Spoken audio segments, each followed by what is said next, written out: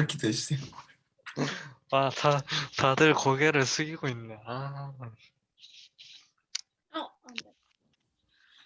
하나님 아버지, 오늘도 성경 공부를 이렇게 우리를 모이게 해주셔서 감사합니다.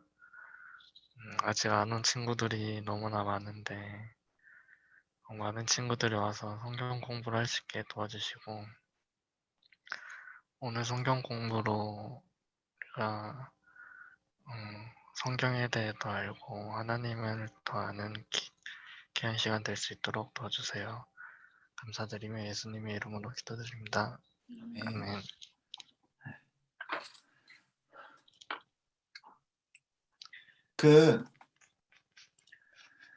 자, 시작합시다. 사도행전에 사도행전 많은 학자들이 사도행전에서 가장 중요한 사건 세 가지를 꼽을 때 세 가지 사건 뭐가 있을 것 같아? 하나하나 생각을 해봐. 지금까지 뭐 있던 것들을 생각 토대로. 부재. 어? 뭐? 사도행전? 사도행전에서 부재. 부활. 부재. 부활. 사도행전에 성령. 누가 아닌가? 부활한 거 얘기하는 거야? 잘못 봤어요. 아니에요. 다비다 부활하는 거 얘기하는 거야? 예수님 부활? 복음. 아니, 사건. 사도행전에 정말 사도행전에서 제일 중요한 사건 세 가지 사건이 있어. 방언 그때 아니에요? 그래. 오순절날 성령이 강림하신 사건. 왜 중요할까? 교회가 태동하는 거야. 교회가 시작하는 성령이 임하심으로 교회의 역사가 그때부터 시작된 거야. 그전에는 교회의 역사라고 사실 볼 수가 없고 그때부터 이제 교회인 거지. 성령의 역사와 함께 교회 역사가 시작되기 때문에 첫 번째로 이제 가장 먼저 나타나는 가장 중요한 사건은 오순절 성령 강림 사건, 방언이 막 나타나고 막 그랬던. 그리고 또 뭐가 중요할까? 스데반요. 스테반도 뭐 중요한 사건이긴 한데 더 중요한 사건이 있을 거야. 이 사도행전에 있어서 정말 중요한 사람. 지금까지 아직 많이 등장을 안 했어 우리 봤을 때. 바울? 사울이 회심한 사건. 그리고 또 하나의 사건이 뭘까요? 마지막으로. 뭐 뻔한 거 아니야. 오늘 말씀 보고 있는데. 고넬료. 고넬료 사건이 중요해. 왜 고넬료의 중요할까? 환상. 이방인. 맞아. 이방인에 대한 선교. 이방인도 복음을 듣고 그게 어떤 본격적으로 나타나는 그런 사건이에요. 물론 앞에 이제 에디오피아 내시 사건도 있긴 하지만 이제 이 사건을 가지고 베드로가 나중에 예루살렘 공의회 같은 거 할 때 그 예루살렘 교회에다가 이방인들도 예수님을 믿을 수 있다. 막 계속 이런 얘기들을 계속 해요. 그래서 이방인을 향한 그 하나님의 구원의 역사가 이제 거의 이제 본격적으로 시작하는 거를 오늘 이 10장 말씀이다라고 보면 될 것 같습니다. 자, 우리 1절 말씀을 성민이가 읽어주세요. 가이사랴에 고넬료라는 사람이 있으니 이달리아 부대라 하는 군대 백부장이라. 네, 여러분 그 사람의 정보가 나타나는데 가이사랴라는 도시예요. 가이사랴에 고넬료라는 사람이 있었대. 근데 어떤 사람이라고? 백부장. 백부장이요. 군대 백부장인데 자 이제 백부장이 뭐냐면 그냥 이번에 한번 잘 알아둬요. 그 레기온이라고 혹시 들어봤어? 레기온? 레기온이 군단이란 뜻이야. 그러니까 군단.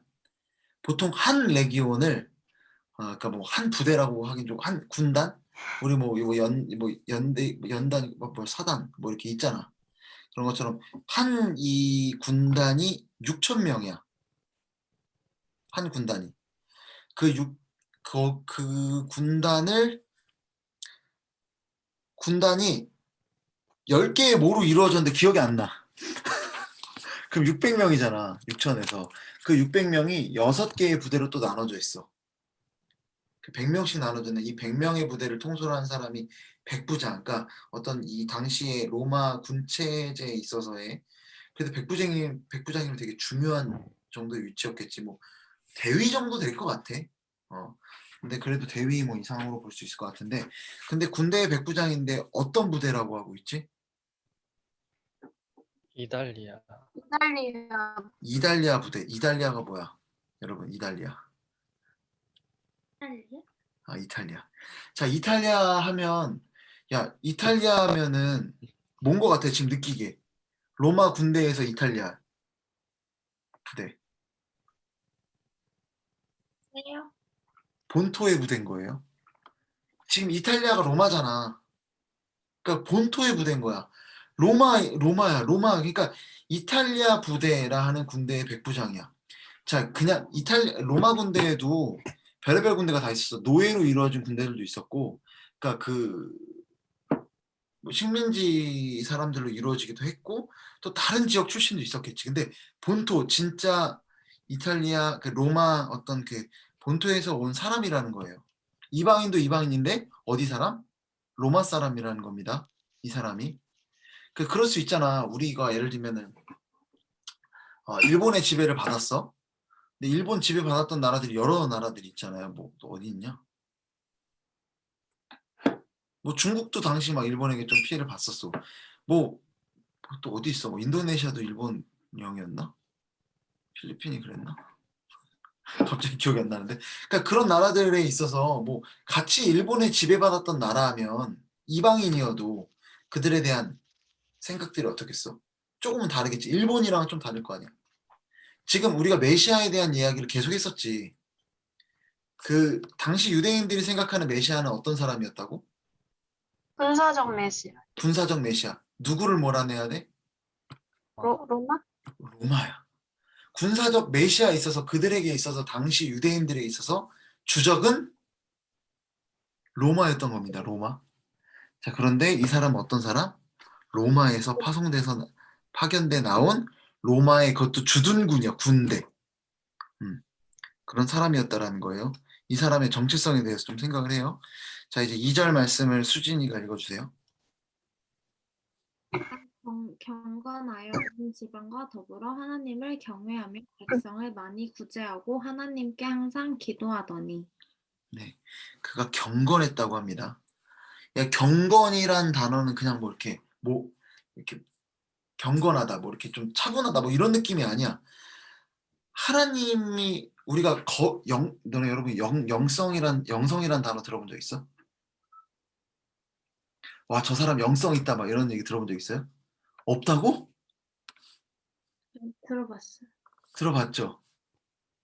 영성이 있다. 와, 저 사람 진짜 영성 있다. 저 사람 영성 있는 사람이다. 이렇게 해서 영성이란 단어 못 들어봤단 말이야. 미치겠네. 전에 나 모교회가 영성교회인데. 근데 그게 약간 카톨릭적 용어야. 영성이란 단어 자체가. 그러니까 뭔가 이렇게 되게 성령 충만한 것 같고, 뭔가 영적인 사람인 것 같고, 뭔가 이렇게 막 하나님 말씀도 잘 따를 것 같고, 뭐 이런 사람이 영성이라고 하는데, 그 영성의 온전한 번역을 하면 경건이란 단어가 되는 거야. 그러니까 진짜 하나님의 앞에 있어서 되게 잘하는 사람이라고 해야 될까? 예수님의 어떤 하나님의 형상을 잘 닮은 사람이라고 해야 될까? 그렇게 보면 좋을 것 같아요. 그런데 당시 유대인들 같은 경우는 성전이나 율법 이런 것들을 잘 지켜야만 그것이 경건이다라고 생각을 했는데, 지금 보면 뭘 가지고 경건하다라고 하고 있어? 뭘 가지고 뒤에 보면 하나님을 경외한다라고 이야기를 하고 있지? 백성을 구제하고 기도. 네. 구제와 기도라고 이야기를 하고 있어요. 여러분, 이 부분에 대해서 여러분 우리가 좀 생각해 볼 필요가 있을 것 같고, 우리 넘어가서 3절을 하영이가 읽어주시면 좋을 것 같습니다. 3절. 하루는 제 9시쯤 되어 환상 중에 밝히 보매 하나님의 사자가 들어와 이르되 고넬료야 하니. 그 전에 하나님을 경외하다라는 단어에 대해서 여러분 좀 줄칠 필요가 있어요. 사도행전에 계속 등장을 하는데 하나님을 경외하는 사람이라고 해서 많이 등장해요. 어떤 사람일까? 하나님을 경외하는 자. 두려워하는 자. 하나님을 경외하는 자가 등장을 해. 뭘까? 이방인인데 유대교로는 개종을 하진 않았어. 그러니까 유대교로 개종하려면 어떻게 해야 되지? 남자로 칩시다. 할례. 할례를 받아야 돼요. 그게 공동체 들어온 의식이에요. 할례를 받으면 유대인이 될 수 있어. 근데 할례는 받지 않고 하지만 회당에도 나가서 예배도 드리고 하나님 말씀도 그러니까 그 전에 봤던 에디오피아 내시 같은 경우도 하나님을 경외하는 거예요. 나중에 보면 그 사도행전 이제 계속 보다 보면 하나님을 경외하는 자라는 표현들이 되게 많이 등장을 할 거야. 그때 이제 생각을 하면 되는 거죠. 아, 이 사람은 이방인이지만 여긴 없나? 에디오피아 내시는 그렇게 기록 안 되나? 이방인이지만 하나님에 대한 율법을 따르려고 애를 쓰고 있고 그리고 하나님을 믿었던 사람들 하지만 개종은 안 했고 그러니까 아직은 예수님을 믿지 않는 그 사람들이 처음에 어떻게 보면은 예수님 믿는 그리스도인으로 바뀌었던 그런 케이스예요. 자, 어쨌든 하나님이 경외한 사람 그거고 3절 읽었지? 네. 자, 하루는 제 9시쯤 됐다고 하는데 9시는 오후 3시입니다. 그리고 이 9시는 사도행전 3장에도 등장을 하는데 기도 시간이야. 기도 시간. 자, 오후 3시에 환상 중에 봤대. 환상 중에 하나님의 사자가 들어왔어. 자, 이게 얘기하는 바가 뭘까? 이걸 가지고 좀 생각을 해봐. 이게 얘기하는 바가 뭘 것 같아?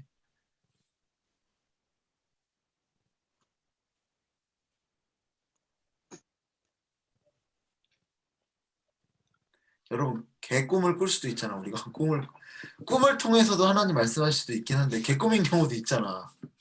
자, 3시야. 오후 3시에 환상을 봤어. 뭘 의미할까? 개꿈이 아니다. 개꿈이 아니야. 말했지만 기도 시간이야.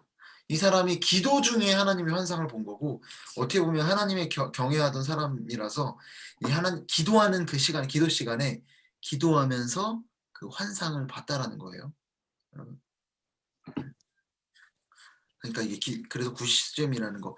그 당시에 진짜 유대인들도 하나님에 대한 환상을 보는 일이 거의 없었는데 이방인인데도 불구하고 이렇게 보고 있다라는 걸 우리가 볼 수가 있죠.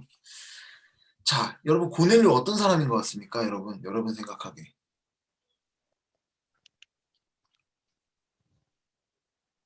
고넬료.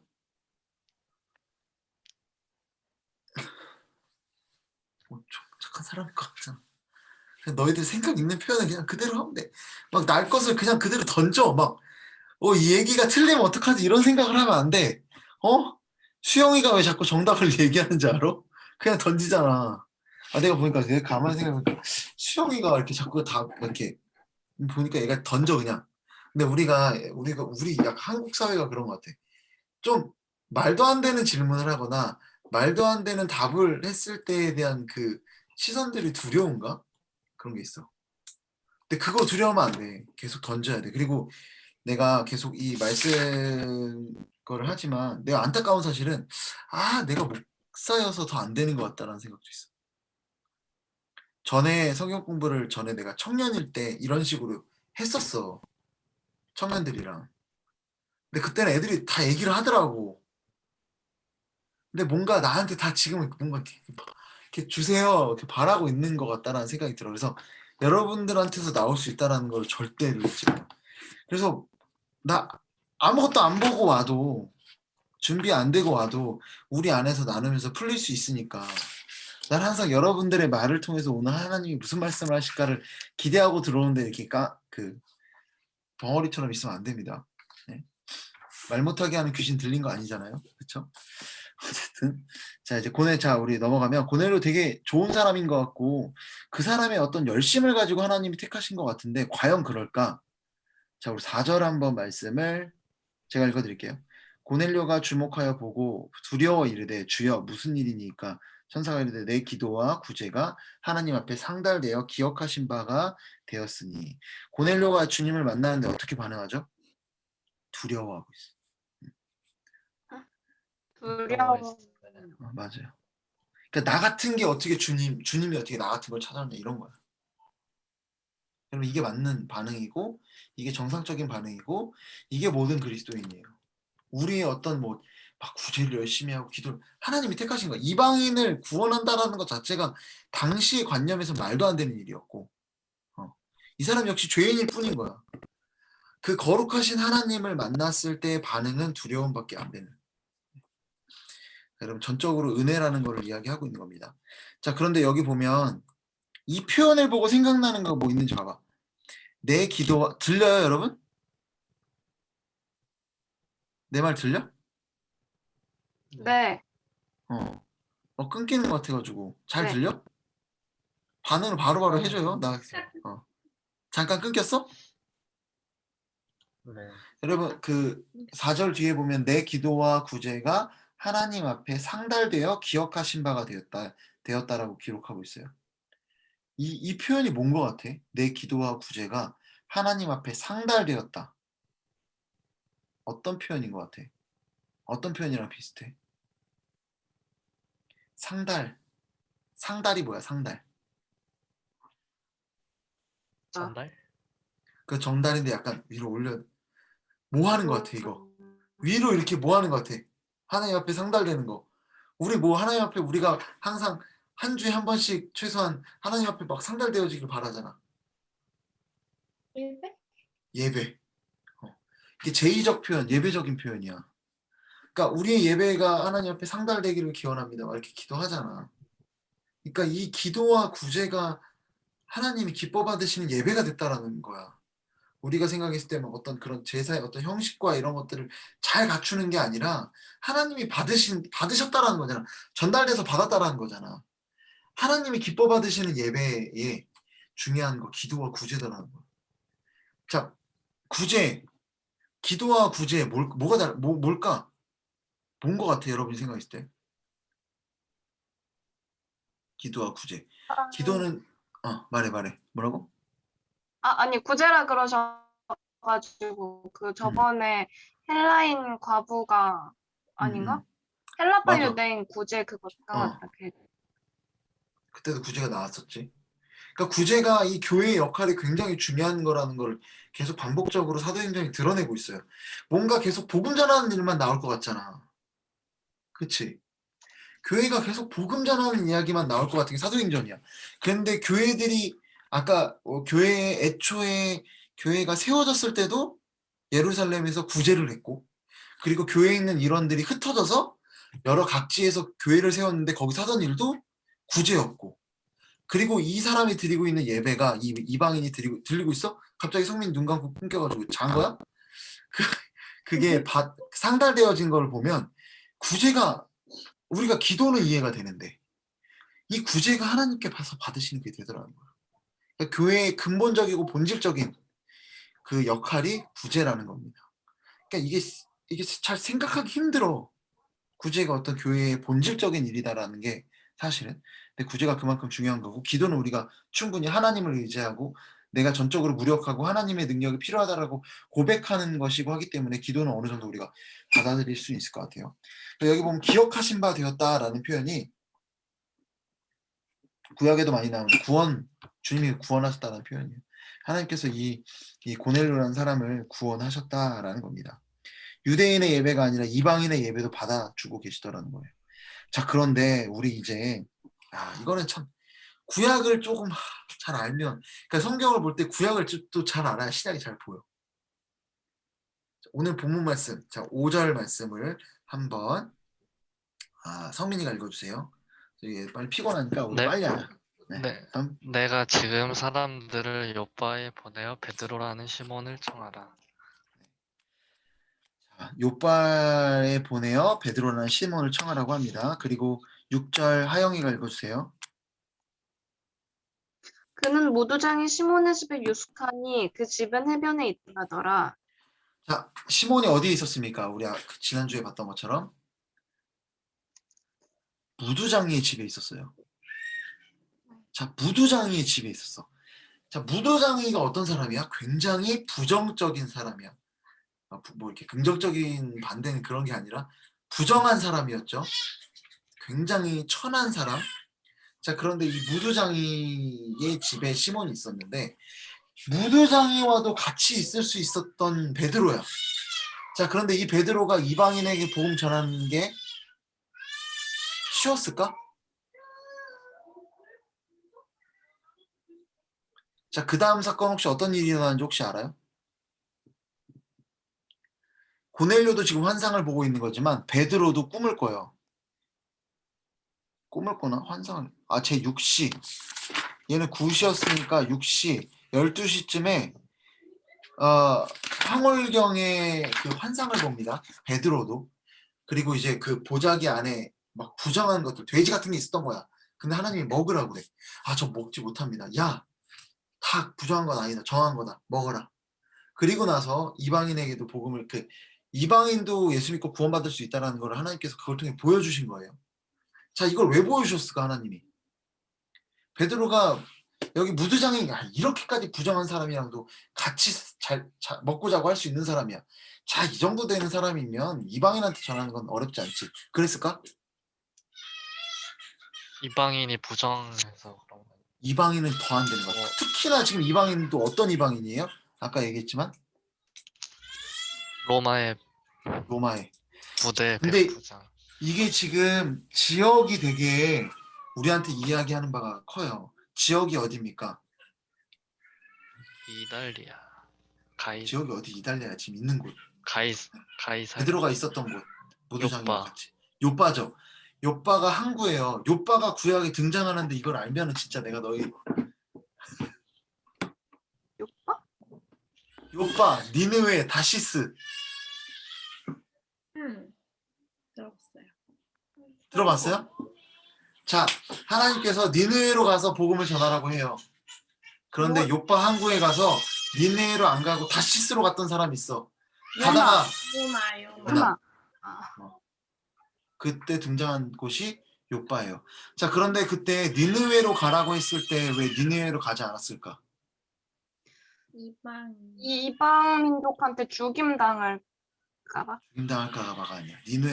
니느웨가 어떤 곳이었냐면 그 당시 이스라엘을 지배하고 있었던 아수르 제국의 수도였어요. 자, 지금 너무 비슷하지 않아? 지금은 로마인이야. 이들을 지배하고 있는. 그때 그 니느웨 사람들이 구원받는 게 싫었던 거야. 요나가. 그래서 요빠에서 다시스로 가요. 지금으로 치면 스페인이라는 곳이에요. 그러니까 이방으로 가는데 이방인도 거기는 가기 싫다는 거야. 왜? 걔네도 우리 괴롭히고 있는 나라니까. 절대 거기는 안 된다라는 거야. 그래서 어떻게 해요? 하나님이 풍랑을 일으키고 고래를 통해서 알죠? 네, 3일 만에 또 나와가지고 그리고 하나님이니까 어떻게 강권적으로 야 여러분 그러니까 결국 이방인들에게 복음 전하는 데까지 스스로 의지적으로 이들이 그걸 할 수 있었다는 거예요? 없었다는 거예요? 못해. 이들의 벽을 스스로 깰 수가 없는 거야. 그들에게 선교하기까지 이들이 갈 수가 없었던 거예요. 자, 그래서 요나 때도 어떻게 했어? 요빠라는 곳은 그렇게 생각하면 돼. 고집 부리던 장소야. 끝까지. 자기 어떤 선입견이나 자기의 가치관들을 절대 바꾸지 않을 것이다라고 선교하지 않을 것이다라고 생각하고 그 어떤 고집의 장소가 요빠라고 볼 수 있는데 참 신기하게도 그 요빠라는 곳에서 하나님은 결국에는 그 요나를 자기 강권적으로 하나님이 억지로 끌어서 니느웨로 보내시지. 지금도 똑같아. 베드로도 무두장이까지도 복음을 전할 수는 있지만 로마의 군대 백부장이었던 고넬료에게는 복음을 전할 수 없는 상황이었던 거야. 그래서 하나님이 환상을 통해서 강권적으로 막 환상 보면 야 너 이거 먹어. 괜찮아 먹어. 강권적으로 아예 끌고 가시는 거야. 여러분 결국 이걸 통해 말하는 게 뭘까? 선교는 누가 하신다라는 거예요? 선교는 하나님이 하신다라는 거예요. 여러분 결국 우리의 어떤 막힌 담을 허무는 것도 우리의 어떤 선입견이나 이런 것들도 다 허무는 것도 다 하나님이 강권적으로 하시는 역사라는 거죠. 이거를 뭔가 베드로가 그때 얘기했잖아요. 베드로가 뭔가 이렇게 또 어떤 그래도 좋은 사람들이 선한 사람들이 그래도 하나님의 말씀에 잘 순종하는 사람들이 점점점 하나님께로 가는 선한 마음을 품으면서 스스로 하나님께로 가는 것처럼 보이지만 실제로는 하나님이 다 끌고 가시는 거예요. 우리의 삶 역시 마찬가지인 것 같아요. 우리의 삶도 역시 하나님의 어떤 선한 뜻을 이루기 위해 마치 우리가 열심으로 준비하는 것 같지만 결국엔 다 하나님이 강권적으로 끌고 가시는 거라는 거지. 우리는 누구나 욥바로 갈 수밖에 없어요. 욥바에서 고집 부리는 거예요. 우리 저 뭐 이래요. 저 지금 성경 공부는 무슨 지금 피로해 죽겠는. 저 7시 반에 퇴근했는데 무슨 성경 공부입니까? 지금 일 끝나고 지금 퇴근 안 하고 있는 애들. 네? 많죠, 여러분? 여러분 근데 그걸 강권적으로 하나님께서 이끌고 가시다라는 거예요. 하나님이 택한 사람 백성들에게. 그러니까 우리가 어떻게 해야 돼? 기도해야 되는 거예요. 그러니까 우리가 할 수 없기 때문에 하나님을 의지하고 하나님 도와주세요라고 요청해야 되다라는 겁니다.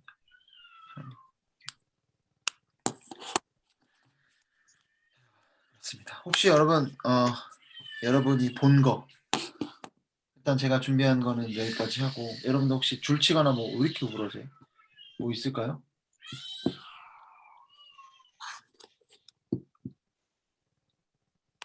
저 있어요. 끊긴 거 같아요. 아니 안 끊겼어. 백부장이 음. 백부장이 이번에 처음 등장한 직업이 아니잖아요. 다른 말씀에도 백부장이라는 직업이 등장하잖아요. 그럴 때마다 백부장들이 거의 보면은 신실하고 잘 믿고 좋았어. 그치. 그런 사람들이 그렇게 하는데 음. 근데 재밌는 게 되게 주님 말씀을 잘 따르는 사람이면 성경에 이름이 나올 법도 한데 그렇게 나오지 않고 가버나움의 백부장이라고 나오든가 아니면 어떤 백부장이라고 나와요. 근데 여기서는 고넬료라는 이름이 확실하게 나오거든요. 그래서 왜 다른 백부장들은 이름이 안 나왔나 아니면 고넬료만 이름이 나온 이유가 있나 이게 궁금했어요. 좋은 질문이에요. 그 앞서서 등장했던 혹시 기억나요? 예수님이 그 자기 수하 중에 한 사람 아프다고 하니까 그러니까 이미 그러니까 말로만 그러니까 명령해 주시면은 날 겁니다 했던 그런 사람이 있었잖아. 그랬더니 야 이스라엘 중에도 이런 믿음이 없다라고 예수님이 표현을 해주세요. 네. 엄청난 믿음이라고 표현하는 그런 장면이 등장하는데 그 사람도 이름이 없어. 근데 고넬료는 이름이 등장을 해. 네. 왜 그럴까? 그래서 제가 한번 생각을 해봤는데 4절에 상달되어 기억하신 바가 되었습니다 그러잖아요.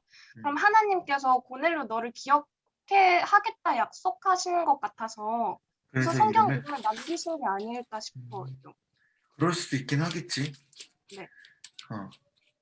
근데 사실 성경에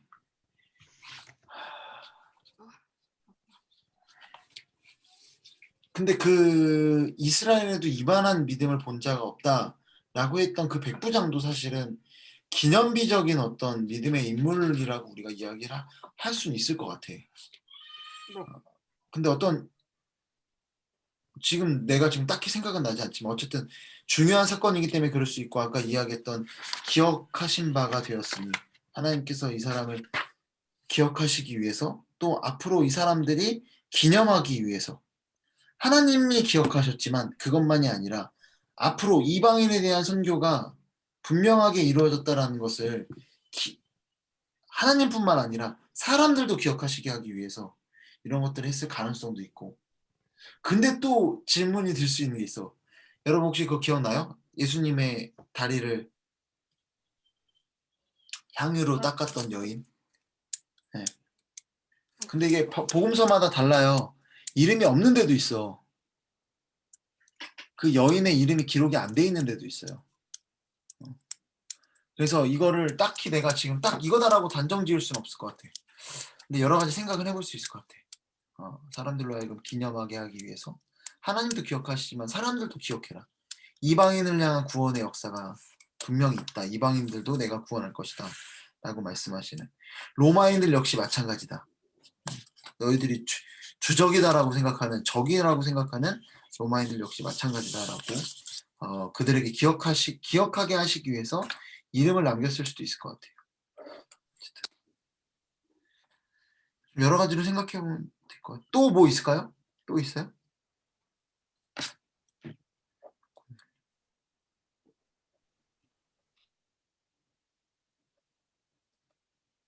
끊겼나?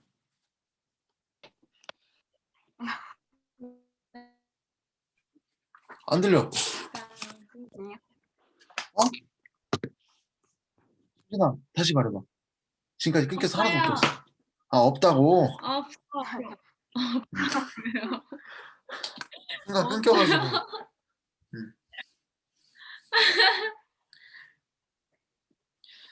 좀 짧아. 없습니다. 네.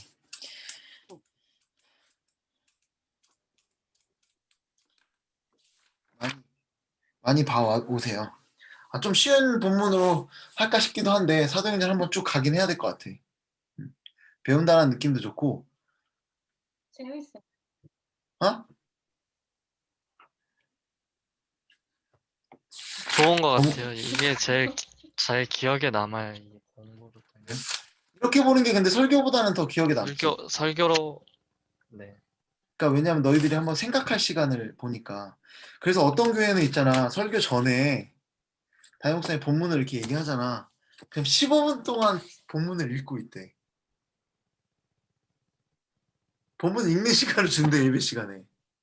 왜냐면 우리가 너무 본문이 하나도 안 남아. 그러니까 이게 나 이거 이번에도 이제 설교 그거 이제 수연이가 편집하는 거 뭐 하고 있는데 보이는 라디오 때문에 설교 이렇게 짤막짤막하게 편집하는 우리 영상들이 가끔 뜨잖아. 근데 그런 거 보면은 대부분이 본문이 어딘지 알 수가 없어. 그냥 좋은 말, 좋은 멘트들을 막 짜집게 하고, 그러니까 메시지, 그러니까 성경 본문이 어떤 본문이었는지가 별로 안 남아서. 그래서 사실 이렇게 성경 공부하는 부분들이 시간들이 되게 필요한 것 같아요. 그래서 이게 사실 내가 이번에 성경 특강을 준비하고 있는데 엄청 많은 그 강의들을 들어봤어. 성경 어떻게 봐야 되는지. 근데 결론이 뭐냐면 다 달라. 다 달라. 많이 봐라. 많이 봐라밖에 없어. 그리고 뭐 거기에 따른 뭐 그러니까 다 달라. 근데 중요한 건 뭐냐면 여러 많은 성경 본문들을 해석해보고 같이 그 따라가 보는 게 중요한 것 같아. 예를 들면 내가 지금 이 본문을 어떻게 해석하는지를 이런 것들을 여러분들이 따라가면서 한 번씩 같이 보면 좋을 것 같아요. 그래서 나중에는 지금 내가 아예 지금 준비해 오잖아.